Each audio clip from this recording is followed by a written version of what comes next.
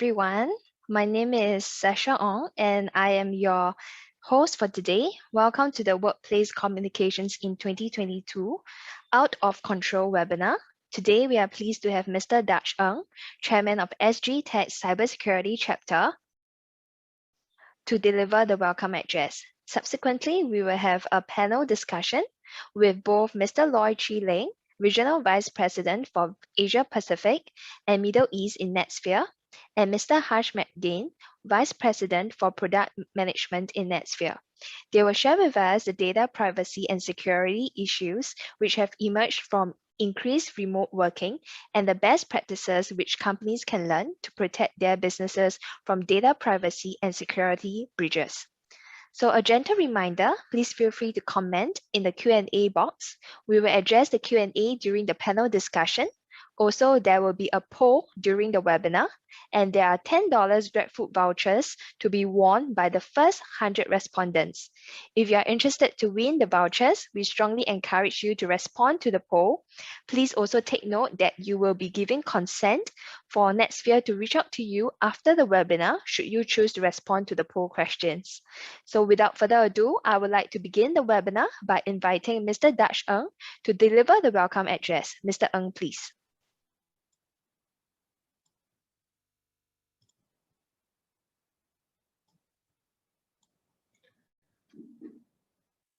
Welcome.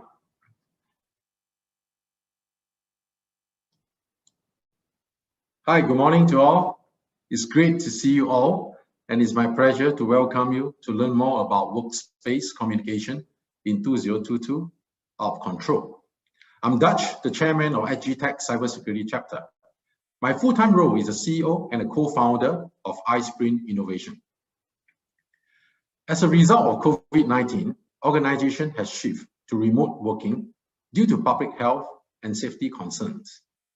The transition to remote working has elevated privacy and security risks for the organization, multiplying cyber threats and data breaches. Organizations are now evaluating how well their technology infrastructure, including collaboration platform, can support their remote workforce in the new workplace environment. In this session, our speaker from NetSphere will share with you the data privacy and security issue that will come along with remote working as a new normal. This will also talk about the best practices company can adopt to protect your organization. So to all my old friends and existing member of SGTech, it's nice to have you with us again. To our new friends, I'm familiar with what SGTech does. Let me give you a very brief introduction.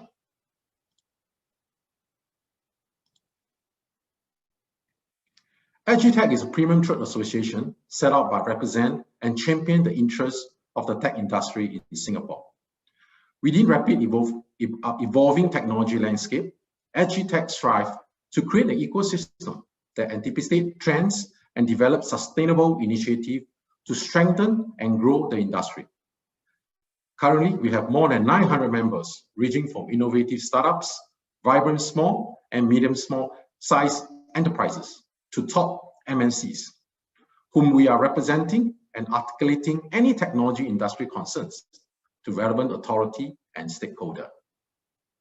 SGTech strives to create an ecosystem that will strengthen the community and help the ICT industry to grow.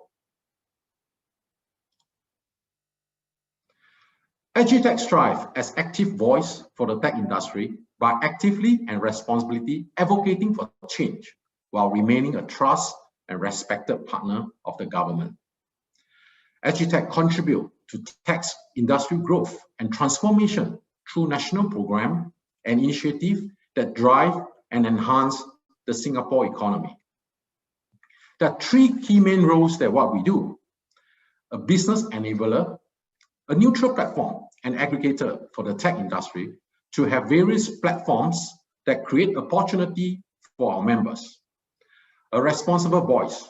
We run sessions and various government industry to provide feedback and get suggestions on how to help the industry. As an industry insight, we provide knowledge and intel on updates and news so that members will be more aware of the rapid changes and adapt it quickly. To coordinate the needs of subsector within the ICT space, we have formed industry chapters and committees to support strategic and emerging sector. We have classified our chapters into tech verticals and non-tech horizontal. Under the tech verticals, we have AI, high-performance computing chapter, cloud and data, cybersecurity, and for the non-tech horizontal, we have digital transformation chapter, Singapore enterprise, and smart nation. Companies that join SGTech as a member can choose which chapter they prefer to be involved in. Each chapter will plan activities, initiatives to engage their chapter members and the industry.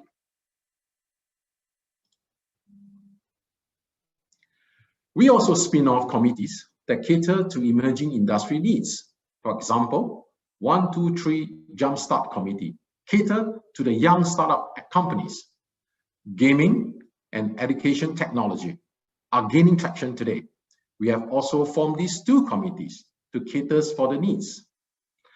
Other committees are blockchain committees, data center, data protection, government procurement, SME Go Digital, sustainability, talent and capability. New chapters and committees will be launched in response to the technology industry continue to grow and needs. If you would like to know more about SGTech, please write to the SGTech Secretariat at membership@sgtech.org.sg. I also like to thank our partners, NetSphere, SBF, Singapore Business Federation, and SMF, Singapore Manufacturing Federation, for supporting this webinar. I hope that you will find the information useful for your organization. I wish you a fruitful webinar ahead. Thank you. And over to you, Sasha.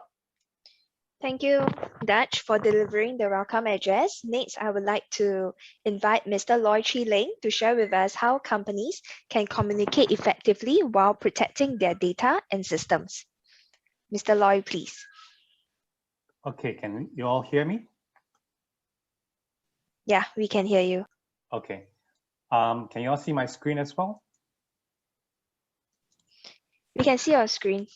Okay, great. Well, good morning, ladies and gentlemen. Welcome to today's session on Workplace Communication 2022 Out of Control. I'm pretty sure that majority of us are working from home today. And so we want to talk about, the risks, the security risks, the data privacy issues that we are all facing as a company, right, when we are working from home. Just before I start, let me just introduce myself. I'm Loy. I represent a company called NetSphere. We are actually ex-Motorola based in USA. We provide messaging solutions, services to carriers around the world, to governments, to enterprises around the world. The company focuses on messaging platforms. And so today, we are going to talk about workplace communications. This is based on our experiences in deploying many solutions the last two years, especially during this pandemic period, in this remote working environment. So the sessions today, as I mentioned earlier, we're going to focus on how the increase in remote working due to this pandemic, right, has elevated privacy and security risks, multiplying cyber threats and data breaches in workplace communications. So what must a company do when implementing an effective workplace communications platform to ensure productivity of the company are not impacted due to remote working? What must you do to make sure that your workplace communications are not getting out of control? We hope to share with you some key considerations and also detailed requirements in this session today so that your organization have a guide, a roadmap to ensure effective and secure workplace communications. My presentation will then followed by a Q&A panel discussion where my colleague, Mr. Harsh Mangim, who is actually calling from Chicago, he will join us in sharing his insights as well. So without further delay, let me jump right into what do we mean by workplace communication. Let's start off with a common understanding. Workplace communication is the process of exchanging information and ideas between the employees within an organization. It can be one-to-one, one-to-many, or even many-to-many.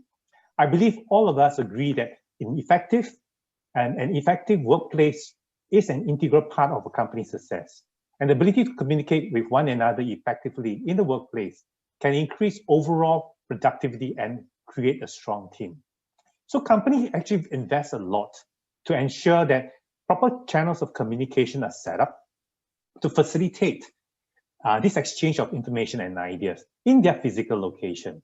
But of course, COVID-19, right, has changed the situation, changed the work environment, and also changed the way we communicate with one another, right?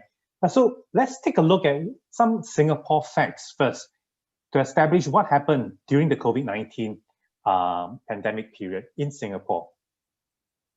Okay, so I've got to jump right in here. Now, so in May 2020, Straits Times reported 90% of the employees surveyed want to work from home even after the circuit breaker period. 90%. Our Minister of Trade and Industry, Mr. Gam Kin Yong, said on 10 June 2021, right, that employers should exercise flexibility by allowing their workers to work from home, if possible. So we may say that in this in the post-COVID-19 era, employees are expecting that they will continue to have the flexibility, ability to work from home anywhere, at any time, on any devices, even as they have to return to the office. So this hybrid mode of working is here to stay. Remote working is not going to go away. So with all this remote working and hybrid mode, so what's the impact on remote working on workplace communication?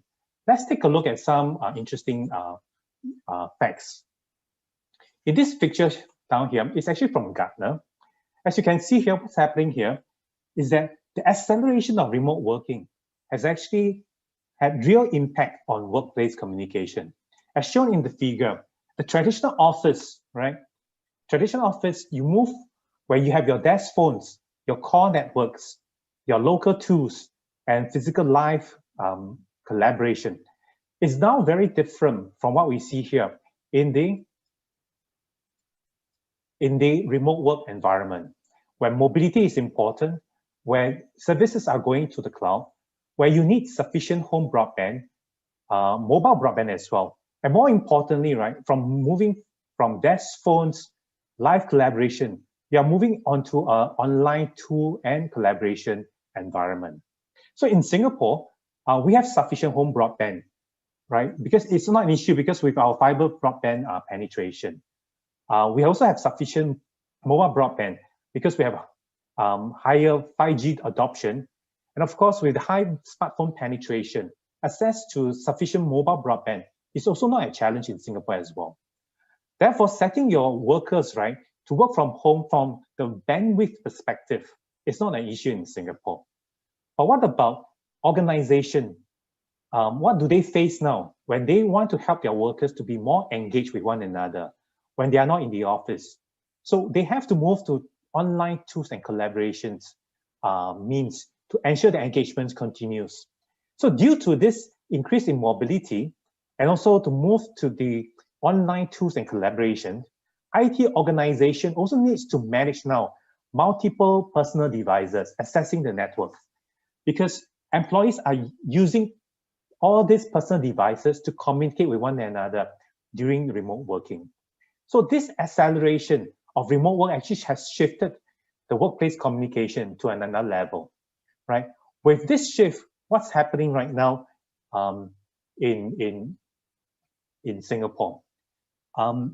In a recent Cisco remote working report issued last year, the results of their survey from Singapore is very interesting. 76% of the companies surveyed that top 3 IT solutions, right? One of the top 3 IT solutions are actually collaboration tools that are deployed during this remote work. 76%. And 75% talks about the importance of deploying, adopting cybersecurity measures to ensure remote work is safe. And on top of that, the IT also recognize the challenges to manage personal devices. 56% of the company face tremendous challenges in managing and protecting their personal devices. And so we are seeing more work is being done on the personal mobile devices of the employees. This is the #1 challenge right now for IT organization. So when your employees are using personal devices in a workplace communication, do we know how they are using and what are they using? Let me show you another interesting results, another interesting survey done recently. This is a survey done by Pew Research back in 2015 and followed by 2018 and then by MEF in 2020. What you can see here is that the top application used on mobile devices today, right, are mobile messaging, voice and video calls. These are the most popular right now. What does this mean? This means that the remote workers are also communicating and collaborating with one another using these applications on their phone. Your workers are actually exchanging ideas, information through these platforms more than email, as you can see here. Email is #4 right now on their personal devices. So the next question is, right, with all this mobile messaging and voice video calls, what exactly are they using to communicate with one another and to collaborate with one another? So that's the thing that we want to turn on to on the next chart. On workplace communication, data privacy and security impact. Oven Research and 451 Research review an alarming picture here. You can see what's going on here. 85% of the employees surveyed in various companies back in 2017 and 2019 and 2020, employees are using consumer mobile messaging apps for business collaborations and communications. 85%. So this has real impact on the security and data privacy issues. This pose real-time threats to your company assets and network. You will face IP and data security issues. You will face data privacy issues, as I mentioned earlier.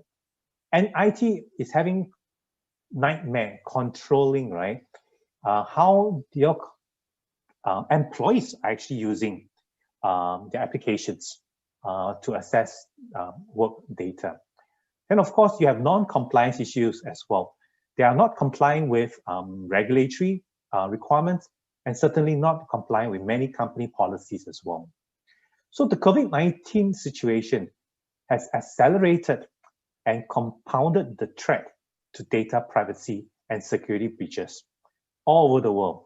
And in Singapore, it's the same thing as well. As you have seen earlier, the data from Singapore, the research and the survey from Singapore is very similar to the rest of the world. So how is it that this whole thing is getting out of control? We just need to take a look at some of the news, right, report that's coming out all over the world. How all these consumer communication applications, workplace communications, right, are posing real-time data concerns over the world. Let me show you 3 examples here from the news report. WhatsApp gives a user an ultimatum that they have to share Facebook data with Facebook or stop using the app. That's not a good thing, right? And what about Telegram? I know many of us have turned to Telegram because of what's happening to WhatsApp privacy and data policies. But there's alleged link, right, based on this report between Telegram and Kremlin. What is it Telegram is telling us, right, about its connection to Kremlin? Is that a concern for many companies? Yes, it is. And at the bottom here, you can see the BBC News, right? The report about WeChat and the Chinese government, right? So these are really examples of concerns surfacing, right, with all this use of consumer application. Now, in 2021 and 2022, we're going to see more news like that popping up, right? In 2021, in this year alone, Zuckerberg defends WhatsApp privacy change, right? Apple new iMessage privacy updates, right? How Zuckerberg and the Apple, and the Facebook, they are not happy with this new privacy policies Apple is adopting in all their devices. WhatsApp dropped by Erdogan, all right, after Facebook privacy, right? There are more things that happened during this year. WhatsApp responds to privacy backlash. So you get the picture here that all these things are happening and creating huge concerns for companies. And if you look at this last slide here, Forbes, about a month ago, talks about why you should quit WhatsApp as critical new updates confirmed. And in Wired magazines, right, in the article in January 27, why fleeing WhatsApp for better privacy? They say they don't turn to Telegram, right? So can a company ignore real-time threats by your user, employees, using consumer applications and collaboration tools, right, as workplace communication tools? I believe all of you will say no. But so at this point, what I want to do is actually to conduct a poll to get a feel of how all of us respond to the use of consumer messaging and collaboration tools, right, as our workplace communication tool, right? So we have two questions here. This polling, I believe that you can respond the poll in the Zoom box. We have two questions for our attendees here. I'm pleased to share, as I mentioned earlier, the first 100 responded to these two questions, right, will get a $10 Grab food voucher each. I hope this will help you when you're working from home and feeling hungry. So all you need to do is respond to the two questions in the poll in the Zoom box, and we will send the Grab food voucher coupons, right, to your email. The question is very simple to answer. It's just a yes or no to each question. So the first question is, does your company believe the use of workplace communications and collaboration tools, right, has become more important during this COVID-19 pandemic? The question two is, does your company ban the use of consumer messaging and communication platforms such as WhatsApp and WeChat for official communications? Yes or no to these questions. If you answer yes, that your company bans the use of WhatsApp, congratulations, right? You are a step further in ensuring your data privacy and data security. And if no, right, I will strongly recommend your company to reconsider to deploy some secure workplace communication tools for your remote users. Now, given all this threat to workplace communications due to the use of consumer messaging platform, what are the key considerations for the organization to implement? What are the key considerations? What are the key requirements that you need to do, right, to implement secure workplace communication solutions? All right. So before I jump to the next slide, please continue. We will leave the poll on until the end of the presentation. I hope you will actually provide your answers. And if you're Singaporean, right, especially a Singaporean working from home, because the Grab food voucher is actually for Singaporeans, all right? Now, so what are the key considerations for, sorry, let me just go on to, okay. Key considerations are to implement a secure workplace platform in this remote working environment. There are actually 4 considerations, 4 principles companies should be focusing on. The number one is this: security, right? Is the solution secure? Please note that we are not considering security from we are considering security from a workplace communication perspective. We are not going to dwell on things like secure access, securing endpoints today. These are all important policies, right? The use of VPN, DNS, web control, right? Acceptable use policies and multi-factor authentication. These are important policies to adopt for your remote workers. But from a workplace communications point of view, when we talk about security, we are really talking about end-to-end or device-to-device encryption. The solution has to provide industry-leading security algorithm, right, supporting end-to-end and device-to-device encryption.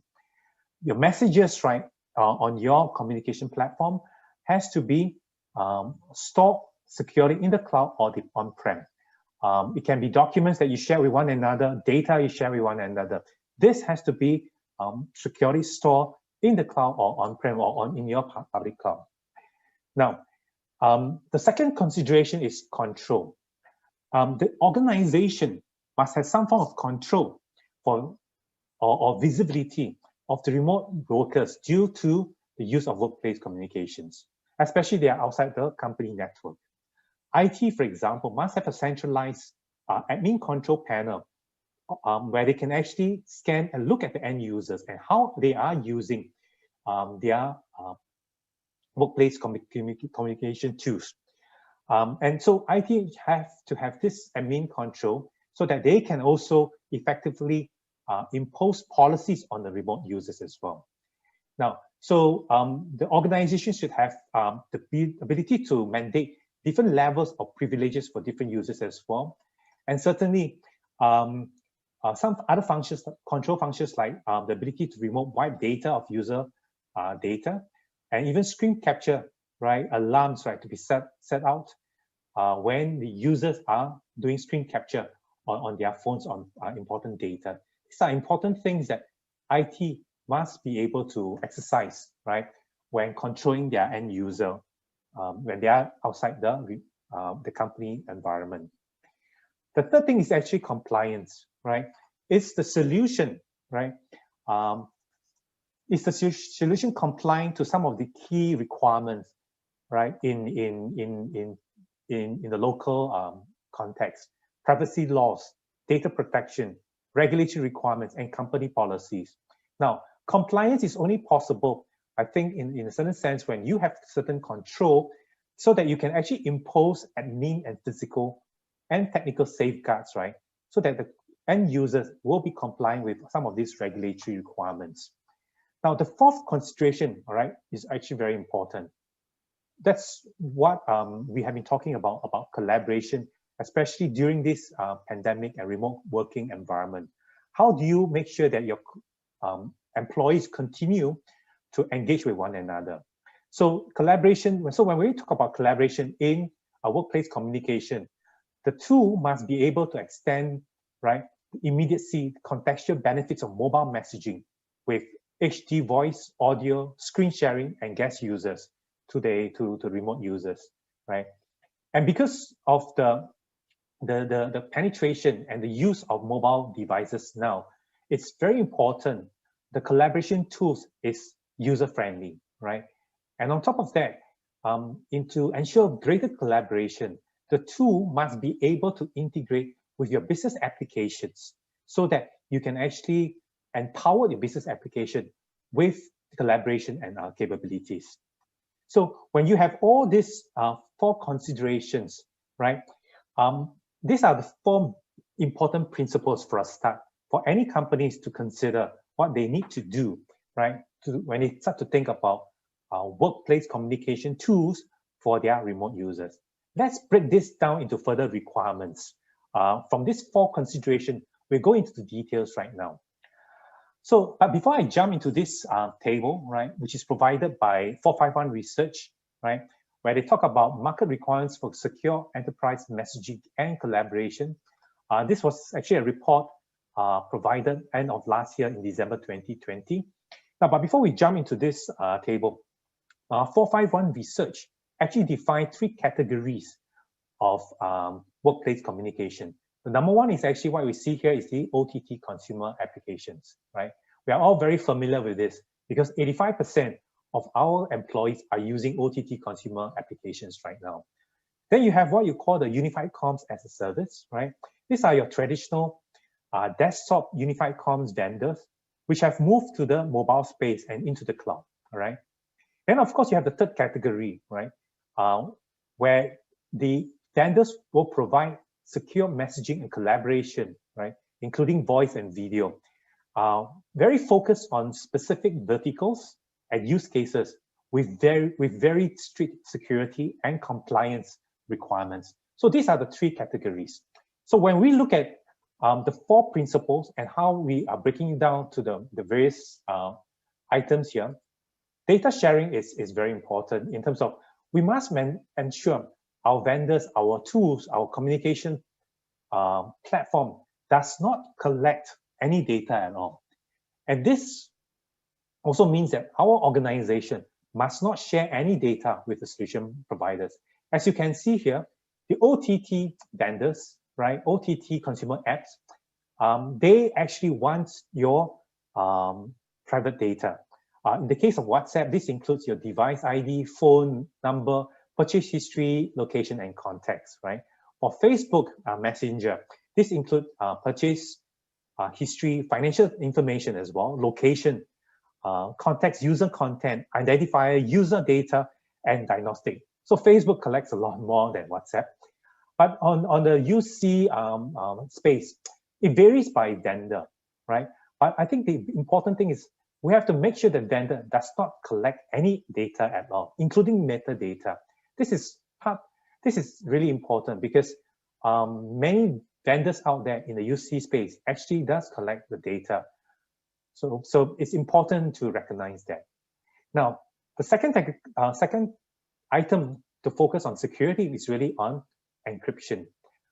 So on OTT apps, all the three categories talks about end-to-end encryption. Zoom started their end-to-end encryption back in October 2020. And of course, we have end-to-end encryption, especially for the secure messaging and collaboration category. Now, the key question is not about end-to-end encryption. The key question to ask when you select a solution for workplace communication is, do they actually decrypt, right, your data in their cloud server for data mining? All right, let me repeat again. Do they actually decrypt your data at rest in their cloud server for data mining? And is this provider really doing end-to-end, or they are decrypting your data for whatever purpose? This is a key question to ask, right, on top of the end-to-end encryption when selecting a solution for workplace communication. Now, of course, we talked about compliance earlier, but let's go into the details. On OTT application, when your users are using consumer application, there's zero compliance, okay? And in terms of compliance, what we want to talk about is really compliance to standards like requirements like GDPR, HIPAA. In Singapore, we talk about PDPA, right, which is a very important compliance requirement for many organizations. So in the UC space, it varies by vendor. Some will say that they are compliant, some will say they are not, right? And then, of course, there are other certificates as well on top of the GDPR, HIPAA, or PDPA. There are other certificates such as the ISO 27001 or ISO 27701, right? That provides indication how serious your provider, your workplace communication vendors look at data privacy and security. So it is important, right, to provide, to ask your vendor to provide such certifications when considering them as a workplace communication provider. We talk about admin control, right? Obviously, OTT application does not provide you the admin controls. UC space and of course that secure messaging collaboration does provide that as well. Now, as I mentioned earlier, if you don't have visibility on your end user, on your remote workers, it's very difficult to ensure compliance. And again, do you have additional tools, right, to ensure compliance? For example, the ability to remote wipe the remote workers' applications data. Can you enforce certain types of files to be shared by your workers? Can you ensure that only certain people, certain workers can send certain messages, certain broadcasts? So this is what admin control is all about. Agile collaboration, we talk about it on OTT as a workplace communication tool. It's not applicable because they don't provide. But on the UC space, right, and the secure messaging and collaboration space, they do provide HD, audios, video, screen sharing, guest access, and of course integration with the managed APIs as well. Now, the last question, requirement is actually mobility. This is not something that we tend to think about when we select a workplace communications tool. The reason is because we assume that, hey, they have a mobile app, so what's the problem, right? But it's important to ask, where did they start? How did they start their development of the application? For OTT, we know that it's mobile first, mobile architect and mobile only. So for example, WhatsApp here, right? They started from mobile architecture, but for the UC space, right, typically they started from the desktop and now they are moving into the cloud and especially in the mobile space. So the space itself, the vendors itself, right, when they started building their mobile app, it's more like an afterthought, right, from their desktop point of view, right? Whereas from the security, messaging, and collaboration providers, they started from mobile first. So that means the architecture is based on mobile design. So it will work well with your mobile devices. They will have mobile security as part of their important requirements as they develop the solution. And of course, it's also important to ask, the solution multi-platform as well? Can they work on all the different OS, mobile OS as well? So we believe these are important requirements based on the 4 principles we shared earlier, right? So what does this, so when we look at 2022, right, and beyond, is the workplace communication getting out of control? It can be getting out of control if we don't act now, right? So we believe the future of work is a dynamic and hybrid environment with many remote workers. So whatever workplace communication tools you choose must bridge the enterprise requirement with your desired business outcomes, right? You need a secure, compliant, and centrally managed platform, workplace communication platform, to help you to mitigate data, IP, and privacy risks, okay? On average, in Europe, data breaches average around $4 million for each breach. That's a very hefty punishment, right? A penalty for data breaches. And your solutions, of course, has to be instantaneous, right? It provides contextual, intuitive collaboration as well, so that you can drive productivity gains, right, in your company of more than 15%, okay? And lastly, right, it has to be a cloud-based, all right, scalable, and preferably no capex as well, so that you can achieve cost savings and efficiency. Now, let's say, right, in any communication solution, right, the human element can be the weakest link. Therefore, it's important that the organization starts now to educate your remote workers on the risk of using unofficial workplace communication tools. This is the first step an organization must take immediately in this COVID-19 pandemic environment. And this step can be taken right away. So with that, I will hand over to Sasha for our Q&A session. Thank you very much for your attention.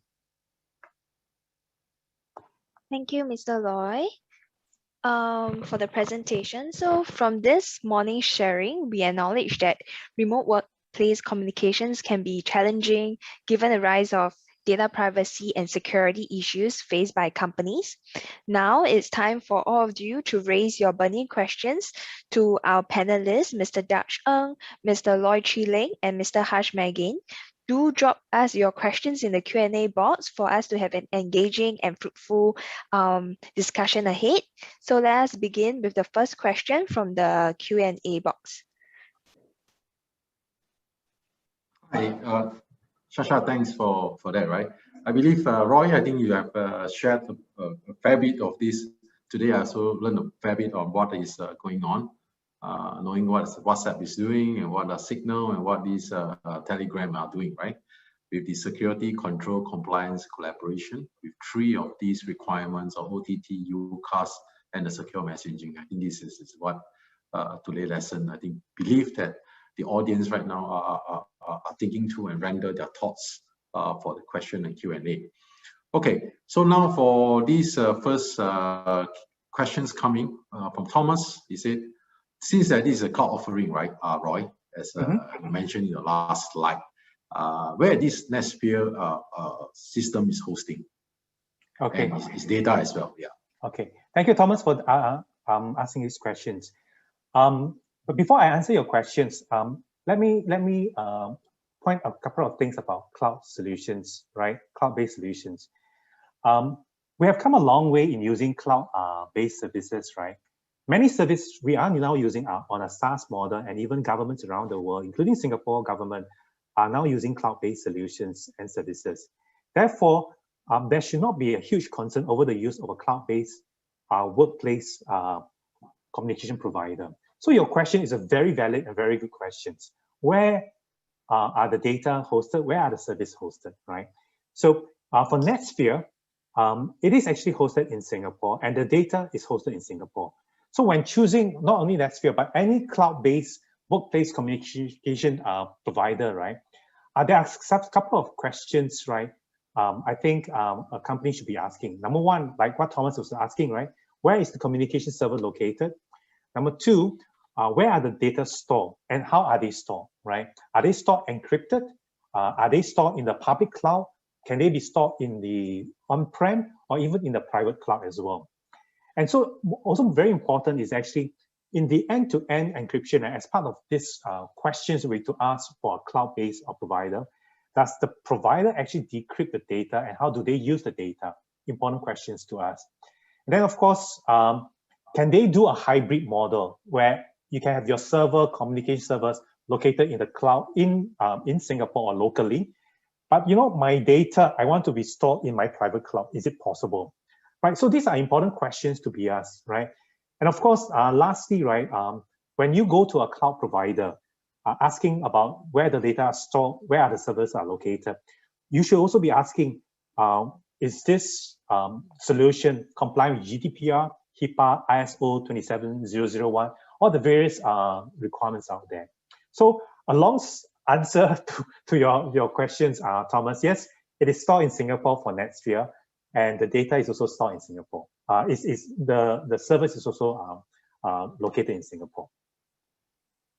Okay, Thomas is safe. It's all in Singapore, and it's well that elaborated by Roy. It's all based on standards. That's why it's being installed. Okay, next question is Christopher. Okay, Christopher, I have a question. It said, since that when you start, right, Roy, you mentioned that everybody is working from home due to pandemic, right? And how secure is home Wi-Fi and usually shared by family members? Maybe you want to share a little bit on this area.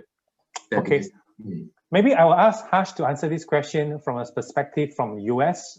Maybe we can have a better understanding since Harsh has been working from home as well in our Chicago our headquarters. Yeah, so absolutely, like so the home. See, what has happened is that we have moved to an environment where we don't bring our devices to work anymore, right? We bring our home work environment to work, right? And your home work environment includes your personal devices or the company provided devices, and then you have to use your own Wi-Fi and internet, right? So so those and what it does to that is that that puts a pressure on the enterprise IT to manage more endpoints for security than they were managing before, right? So that has increased multiple fold.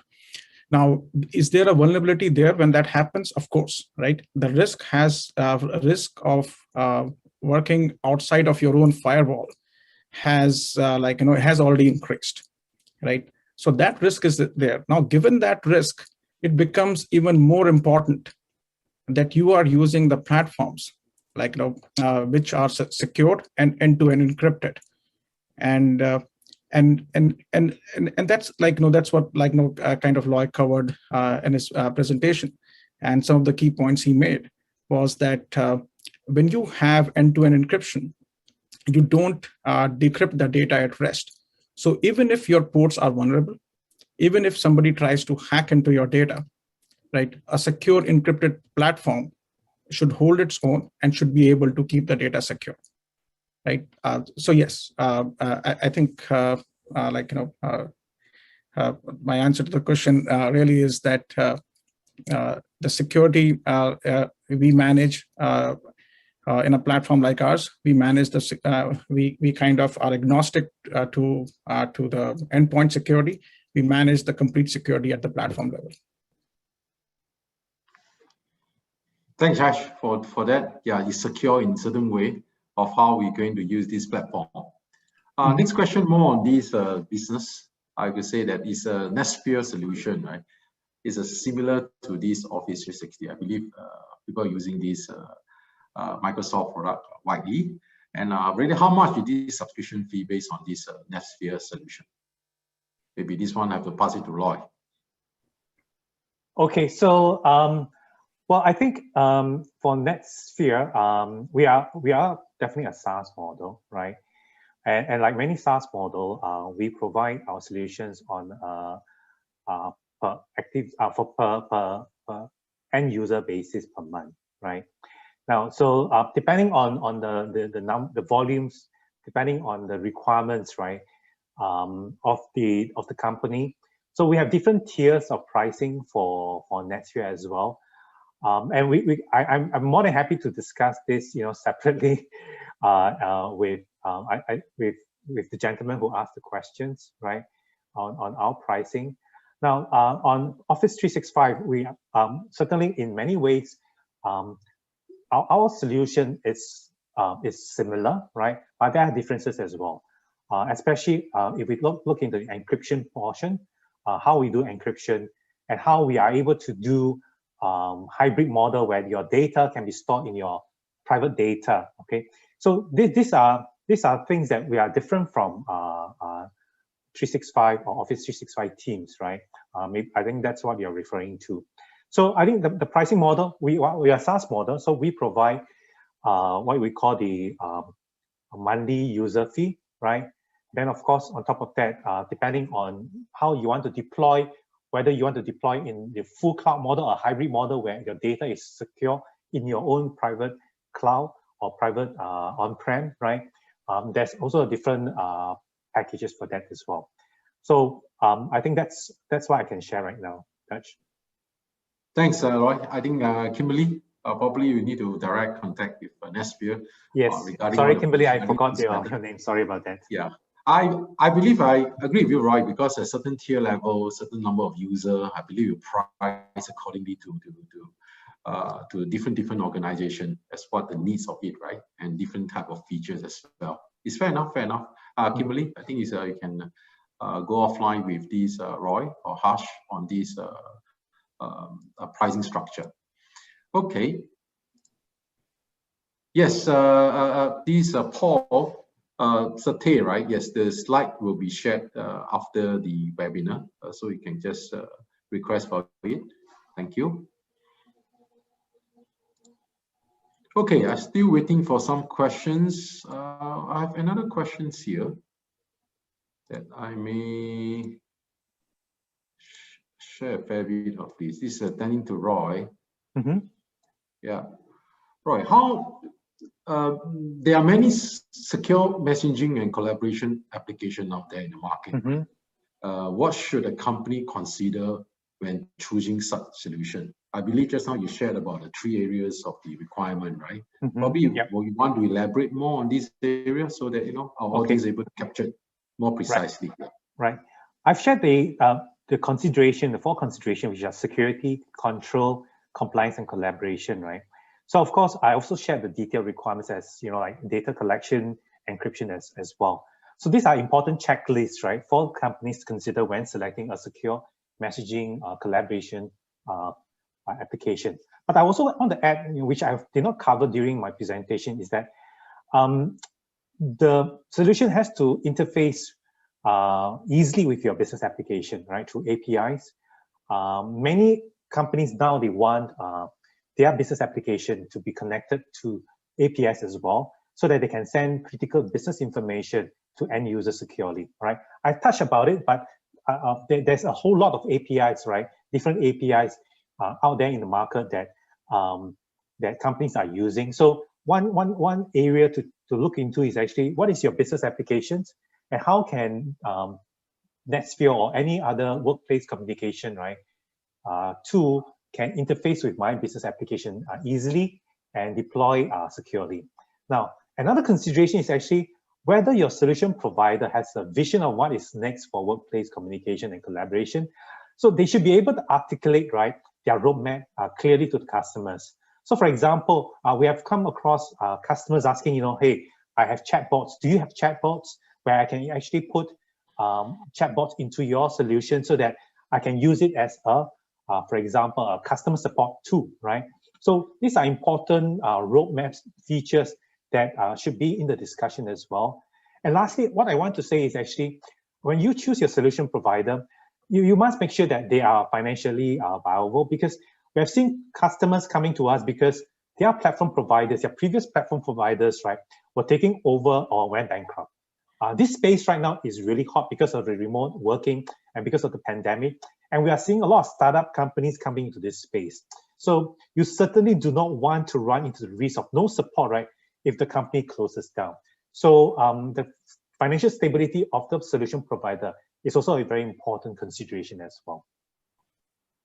Yep, this also, thanks for these questions for this. And just on the high side, right, on this, since you're talking about these, what are the solutions out there, and these, how to choose the right solutions, right? Can you just briefly share with us on, with this workspace communication solution, right? Will we evolve? What is the evolving of it in the next few years? Harsh, you want to take this question since you are VP for product? Yes. Yeah, Harsh, maybe you have on this sharing. Yeah. So yeah. So I think the next 3 to 5 years, like next few years, what COVID-19 has done, right? It has done in terms of induced acceleration to digital and remote, so that has actually made it's given us a very clear sight on what's going to happen in next 3 to 5 years, right? And and just to draw upon what Loy mentioned, and all the all the impact to the market and to the customers that Loy covered. The direction is clear, right? Mobile first and the messaging first platforms, right? Which are based on cloud-based infrastructure and a very flexible infrastructure that allows you to deploy on-prem, right, or on a private cloud, right? These platforms are going to become more dominant than the legacy platforms that exist today. People's preference of mobile messaging and voice and video on their smartphones, is also what is going to drive the platforms. And encryption and especially end-to-end encryption, right? If your platforms, if your communication platforms, you will see adoption of end-to-end encryption by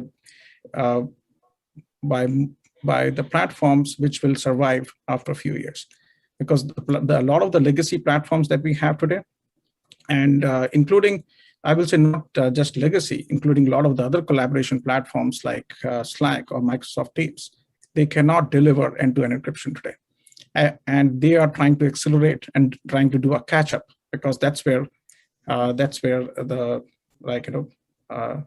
the solutions are evolving, right? So messaging first, because messaging has become the most preferred environment for people to communicate, and including with voice and video. It's all done in the messaging first environment. And then, of course, like the 4 pillars or the 4 tenets that Lloyd talked about, what we should look at, those you will see becoming more and more dominant. Yeah, I'll just add that, especially with improved 5G, right, and mobile broadband bandwidth, I think you will get better and better video calls and conference options, right?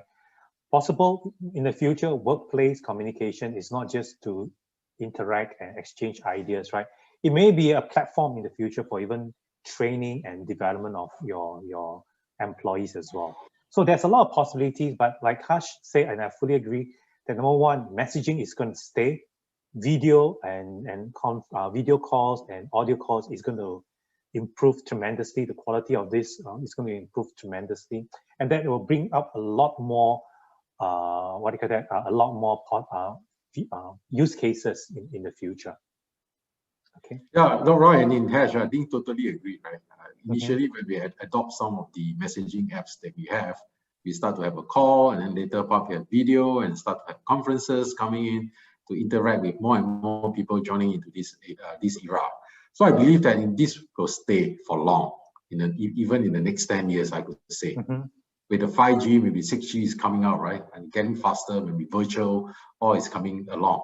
Yep, yeah, I believe so. But next question from Thomas, right? I think he just want to let, because just now we talked about this Microsoft, right? Do we have any integration with other solution, for instance, of these like Microsoft Teams? Okay, so we don't do integration with Microsoft Teams because I think one of the things is actually, as Harsh mentioned earlier, we are very focused on encryption end-to-end, right? And currently, I mean, if you look at what's happening in Microsoft Teams, right, they can't really provide end-to-end encryption. Now, the second thing is actually, why should we be integrating with Microsoft Teams? Because in many ways, we are competing, or we have overlap, what do you call it, overlap functionalities as well. But given our focus on encryption, our focus on enabling much better collaboration, right?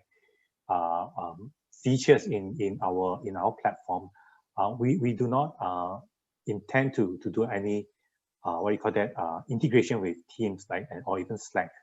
Having said that, as I mentioned earlier, we are helping a lot of companies and hospitals as well in Europe, for example, where we actually integrated their medical applications or business applications, right, with NetSphere, so that they can send emergency broadcasts to many people. One of the things that we have launched recently is actually what we call the emergency broadcast, where if there's emergency situation in a company, right, management can send a broadcast message with a very distinct sound or alarm tone, and in a certain sense, we will take over the screen of your phone to tell you something is happening and you need to evacuate. And then you have to acknowledge on that screen, right, before you can remove the screen to go back to your normal home desktop. So I think we have different functionalities, different use cases, right, with Teams, and I think that's how we are evolving. And I think the other thing, maybe Harsh, you want to chime in as well, is that we are very focused on developing new features as well, and we work very closely with our customers to come up with new features, right? Where we feel that certain features or use cases are very good for the rest of the customers, we will actually put it in the roadmap and accelerate it for the rest of the customers as well. So when you work with companies like Team, that's not going to happen. Harsh, any thoughts, any comments? Yeah, sure. I like to add that if you look at Microsoft Teams or even at Slack, like both are great solutions, right? They provide tremendous value to their users, and it's reflected in their adoption and valuation, right? But if you really look at what they do, Teams is just a collaboration hub, right, for Microsoft Office 365 applications. They are not a communication first platform, right? And the value that they deliver is to deliver a better experience for their Office 365 users so that they can collaborate and they can be more productive in the Office 365 environment. But it's not necessarily a communication platform, right? It may have some overlaps because of the use cases and how messaging has become so ubiquitous, right, in different platforms, like even gaming platforms, like when you see messaging applications. But that should not be confused with the communication platforms, right? And their roadmap, their feature functionality that they launch is very different. It solves a very different problem than what we do at at NetSphere. Our roadmap is geared towards enabling communication, right? And in terms of communications, we already talked a lot, covered a lot here. But we are truly a communication platform that allows collaboration, right, in a very secure, compliant manner, right? And we are not, and we are cross verticals, right? We are not there to solve the problem for a bunch of SaaS applications collaborating with each other. If you look at Slack, very similar business model, right? Slack is again just like Microsoft Teams. It's a hub for hundreds of SaaS applications that it integrates with, right? Especially in a DevOps environment, it brings tremendous value for those use cases. But again, it's not a mobile first or a messaging first platform, right? They were all built desktop first for communicating within their own ecosystem. Yeah, I think Harsh and Roy, I think you spot on something that, on this area that I believe very important for this audience or those who need this platform, right? Is you look on the 4 area. Consider 4 area of your security, of your control, compliance, and how you're going to collaborate. As some of the solution out there is more on the collaboration tool instead of the holistic approach that what you have mentioned. Fair enough. Now I think time is about 11. Probably I just want to have the speaker, maybe Roy and Harsh. Do we have any last to share before we need to really stop this? We have tons. We have a lot of questions right now, but due to time, right? Apologies. Probably we need to do another one for your version 2 or part 2. I think a lot of interest party right now. And maybe I just pass to Harsh first. Harsh, maybe you have any last thing to share to the audience? Yeah, I mean, I'll say the writing is on the wall. Like, if you look at our own poll that we just conducted, right, it matches exactly with what Loy was presenting, that 85% of the people, right, in business today, even today, are still using consumer messaging applications, or the enterprises don't have a governance or a policy that mandates using platforms which are secure and can maintain the data and the privacy and all the enterprise grade requirements. So yeah, I mean, that's my comment. It's a real-time problem, and shows in the poll that it is real-time. Right. So I just want to repeat what I say before I end my presentation earlier, is that the human element is the weakest link here, right? As shown from the poll, many of your workers are actually using consumer applications right now. So it's very important for the organization to start educating the remote workers, right, on the risk of using such unofficial communication tools. And this is the first step that has to be taken immediately, especially in this remote working environment.